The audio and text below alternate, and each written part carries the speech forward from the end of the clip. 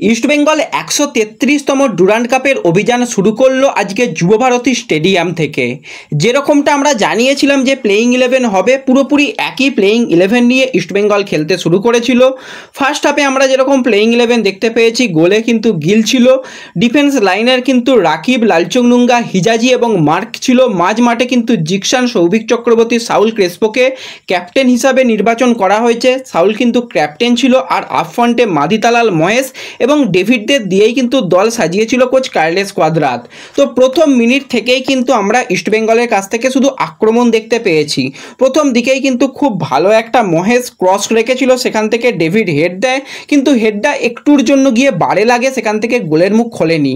First হাফে ইস্টবেঙ্গল যে পরিমাণে চান্স ক্রিয়েট করেছে আর যে পরিমাণে অ্যাটাক তৈরি করেছে, ব্রিলিয়ান্ট অ্যাটাক ছিল, কিন্তু অ্যাটাকের বিপরীত দিক থেকে এসে 18 মিনিটের মাথায় ইন্ডিয়ান এয়ারফোর্স গোল করে দিয়ে চলে যায়। সেখানে মার্ক জোর সামনে থেকে ক্রস হয়েছিল এবং হিজাজির সামনে থেকে কিন্তু প্লেয়ার হেড দিয়ে গোল করে ইন্ডিয়ান এয়ারফোর্স এগিয়ে থাকে।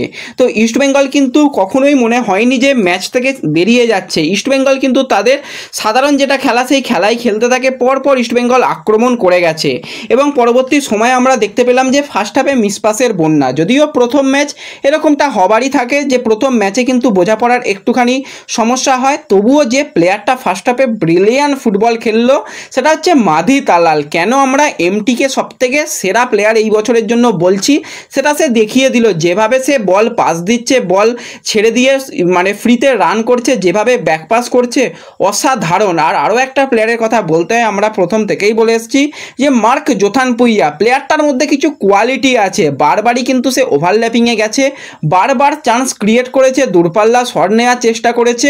প্লেয়ারটাকে দেখে কিন্তু আজকে দুর্দান্ত লাগলো। প্রথম ম্যাচ যে এত বড় দলের জার্সি গায়ে খেলছে কখনো বোঝাই যায়নি, যেভাবে কিন্তু মার্ক জো খেলেছে। এবং প্রথম দিকে কিন্তু ইস্টবেঙ্গল কয়েকটা জায়গা থেকে ছোটোখাটো মিসপাসও করেছে। তো মিসপাস হবেই, সেটা কোনো ব্যাপার নয়, খেলার অঙ্গ। কিন্তু সেই জায়গা থেকে 42 মিনিটের মাথায় ডেভিড গোল করেছে। গোলের ক্ষেত্রে অবশ্যই মাদিতালাল একটা থ্রু বল বাড়িয়েছিল, সেখানে ডেভিড কিন্তু ফার্স্ট টাচে না ধরতে পারলেও কিন্তু পরবর্তী সময় বলটা রিসিভ করে গোলকিপারকে এগিয়ে আসার সুযোগ দেয়।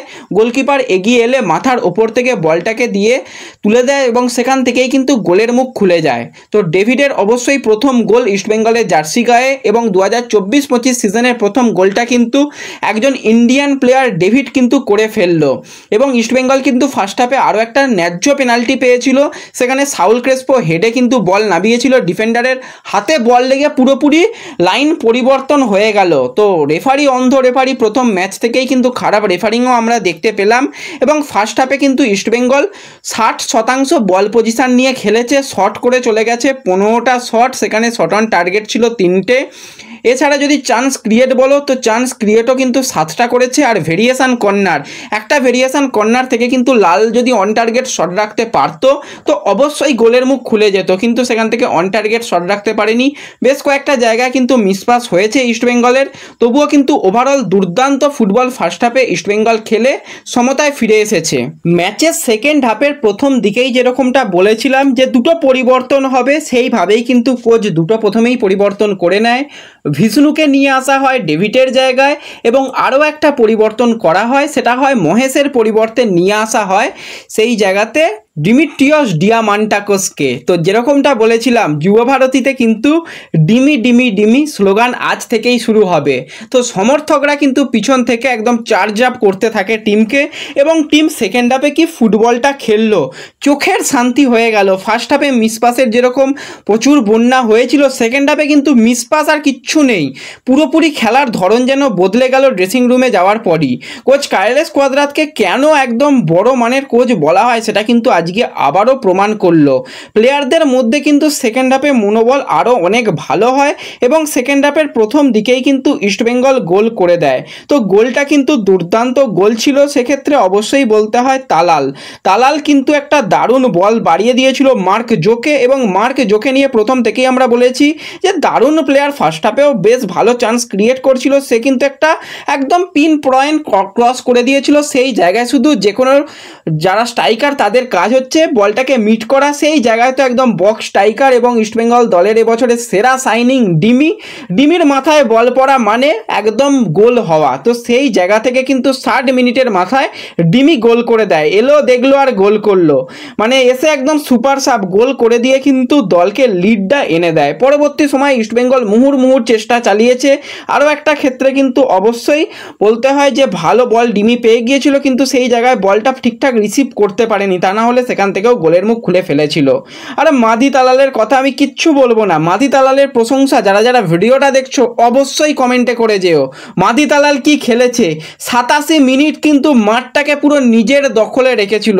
এই এখন ম্যাচের বয়স প্রায় 88 মিনিট, তখন মাদি তালালকে তুলে নেওয়া হচ্ছে, সেই জায়গায় আমান সিকেকে নামানো হচ্ছে। তো মাদি তালাল মানে ব্রিলিয়ান্ট। এমটিকে দেখে কিন্তু মন ভরে যাচ্ছে। আর পুরো সিজনে যদি এমটি এই পারফরমেন্স দিতে পারে তো ইস্টবেঙ্গলের জন্য যেরকমটা বলছিলাম স্বপ্ন পূরণের সিজন হতে চলেছে।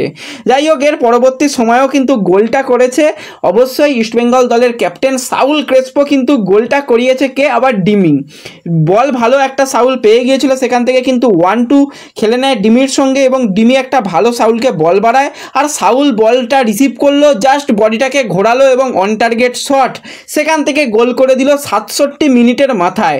এবং ইস্টবেঙ্গল যখন ফার্স্ট হাফে পিছিয়ে পড়েছিল সবাই ভেবেছিল যে এই ইস্টবেঙ্গল কামব্যাক করতে পারবে না, এই ইস্টবেঙ্গল কিন্তু প্রতি ম্যাচেই কামব্যাক করবে, তারই কিন্তু আজকের প্রথম ম্যাচেই ঝলক দেখিয়ে দিল যুবভারতী স্টেডিয়াম থেকেই। এখন ম্যাচে কিন্তু ইস্টবেঙ্গল 3-1 গোলে লিড করছে। কিছু মিনিট এখনও অ্যাডেড টাইম হবে, জেসিন টিকেকে নামানো হয়েছে, তো দেখা যাক শেষের কিছু মিনিট কীরকম হয়। আর শেষের দিকে যেই দুটো প্লেয়ার আগুন ঝরালো, একদিকে আমান একদিকে ভিষ্ণু, বল পাওয়া মানে রীতিমতন অপোনেন্টের ডিফেন্স তখন কাঁপছে, যা হোক করে এদের আটকাতে হবে, তার উপর আবার এসে পড়েছিল জেসিন। আজকের ম্যাচে ক্লেটন সিলভা এবং নন্দকুমারকে ছাড়াই ইস্টবেঙ্গল যেরকমভাবে তাদের আক্রমণের ঝাঁজ দেখিয়েছে, এই ইস্টবেঙ্গল দলকে নিয়ে কিন্তু প্রতিটা দলকেই ভালো রকম চিন্তাভাবনা করতে হবে।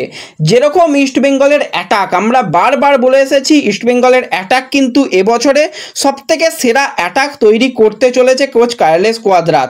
সেইভাবেই কিন্তু অ্যাটাক এখনও পর্যন্ত ইস্টবেঙ্গলের প্রথম ম্যাচে সেট পিসে আরও বেশ কিছু কাজ করতে হবে, সেগুলো দেখা গেল। সেট পিসগুলোতে কিছু ভেরিয়েশন ভালো হয়েছে এবং সেই জায়গাগুলো যদি ঠিকঠাক হয়ে যায় তাহলে কিন্তু প্রচুর ডেঞ্জারাস অ্যাটাক ইস্টবেঙ্গলের জন্য মানে তৈরি করে নিয়েছে কোচ কার্লেস কোয়াদ্রাত। যে কোনো দিন যে কোনো প্লেয়ার এসে কিন্তু গোল করে দিয়ে ম্যাচের রং পরিবর্তন করতে পারে। আর যেরকমভাবে কোচ কার্লেস কোয়াদ্রাত মাথা ঠান্ডা রেখে একদম ইয়াং প্লেয়ারদের উপর ভরসা করছে, সেটা দেখেও ভালো লাগছে।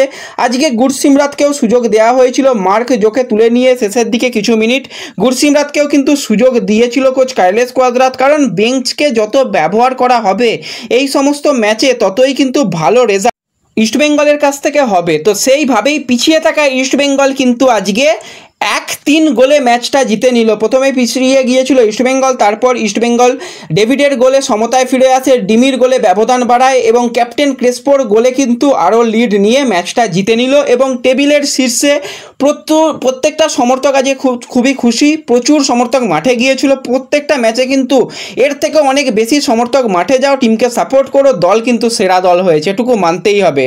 আর ভিডিও ভালো লাগলে লাইক শেয়ার করে দিও, চ্যানেলে যারা প্রথমবারের জন্য এসেছো চ্যানেলটাকে সাবস্ক্রাইব করে দিও। তো দেখা হচ্ছে পরবর্তী ভিডিওতে, ধন্যবাদ।